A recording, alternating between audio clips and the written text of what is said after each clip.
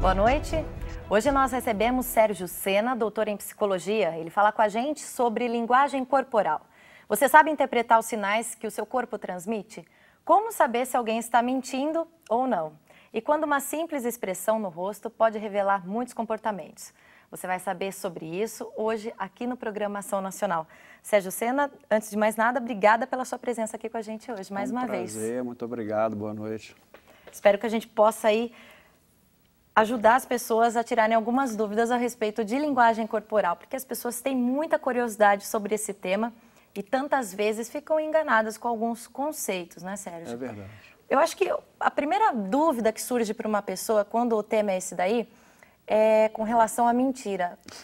A linguagem corporal se resume nisso? O que a gente pode definir, Sérgio? Não, na verdade, existe as pessoas costumam chamar de linguagem corporal, mas a denominação correta seria comunicação não verbal. Porque a linguagem corporal é uma parte dessa comunicação, a maneira que a gente fala, por exemplo, a nossa aparência física, os nossos movimentos, as nossas expressões faciais, tudo isso fazem parte desse campo grande que é a comunicação não verbal. A linguagem corporal, então, é uma parte dela. É óbvio que as pessoas se preocupam muito com a mentira. E a linguagem corporal, ela tem uma... Como é que eu vou te dizer? Ela tem uma... Ela é importante nesse tema. Por quê?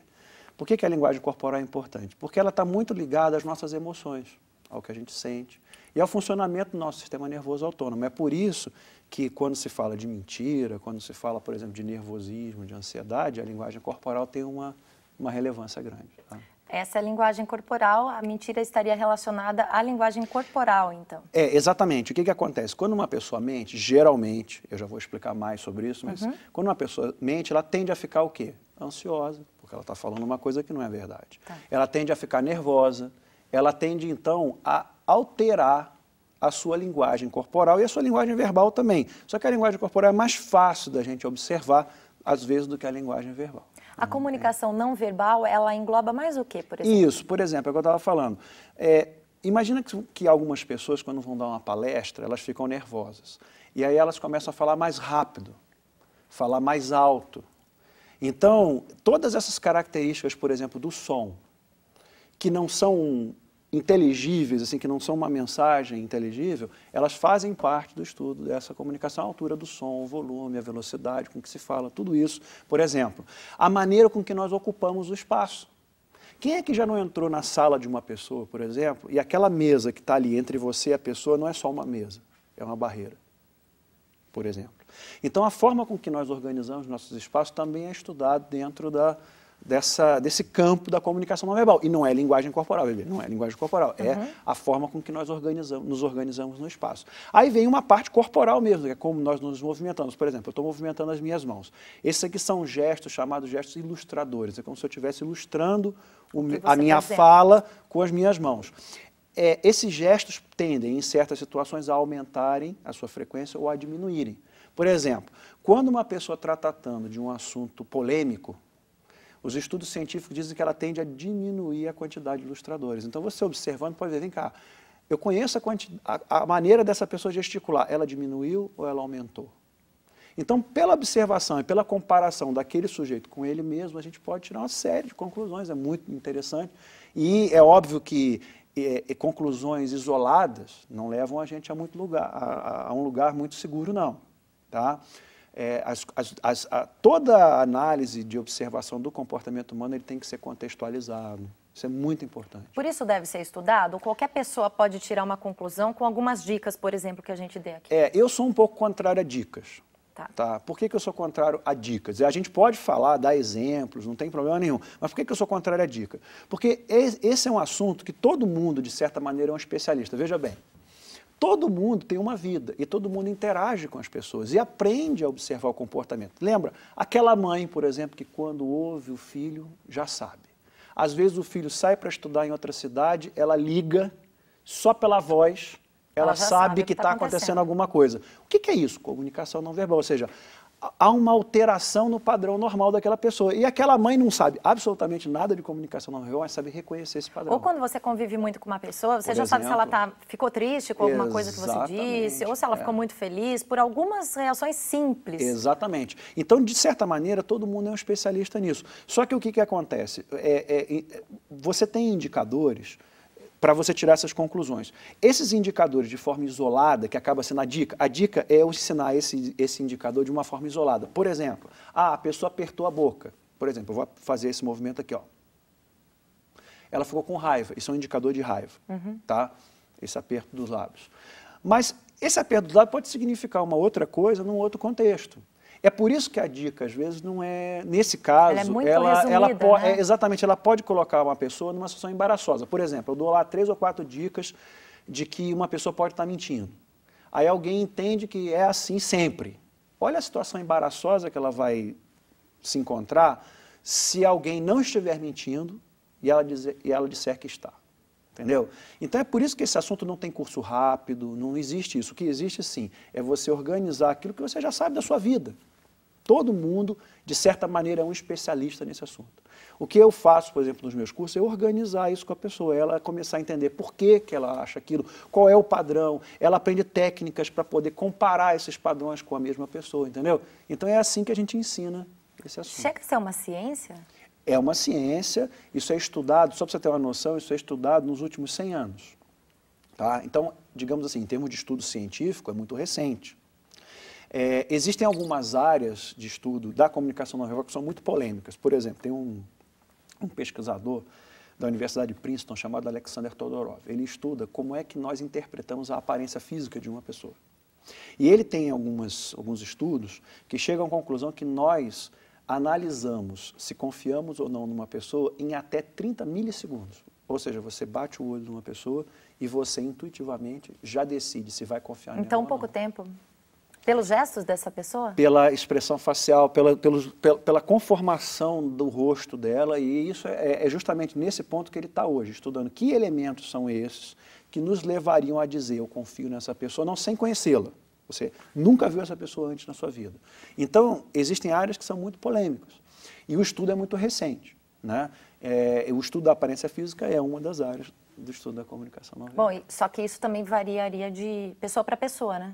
Com certeza. E aí varia de cultura para cultura, ou seja, tem uma parte que é orgânica, que é essa, por exemplo, dos nossos gestos, das nossas expressões faciais, elas estarem ligadas ao funcionamento do nosso sistema nervoso autônomo. Tá?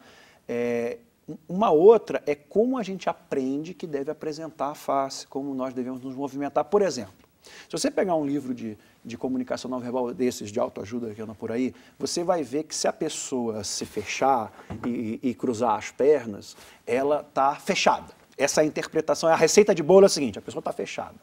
Você imagina que aqui, por exemplo, está frio, no estúdio. Uma pessoa pode sentir frio e começar a se encolher. Entendeu? Outra coisa, como é que as mulheres no Brasil aprendem a sentar? Com as pernas abertas ou com as pernas fechadas? Com as pernas fechadas. É assim que uma mulher, é ensinado que uma mulher deve se comportar. Ela está fechada?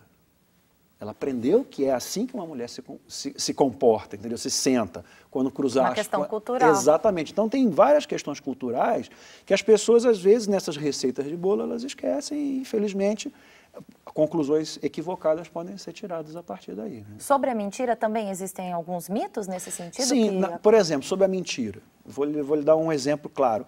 As pessoas, existe no senso comum, as pessoas acham que o mentiroso não olha nos olhos. Então, há uma tendência de que quando alguém está falando com você, não olhando nos seus olhos, ela está mentindo. No entanto, uma pessoa pode ser tímida, por exemplo, e ela tem uma dificuldade de manter o mesmo contato visual que você está acostumado a manter com amigos, com outras pessoas.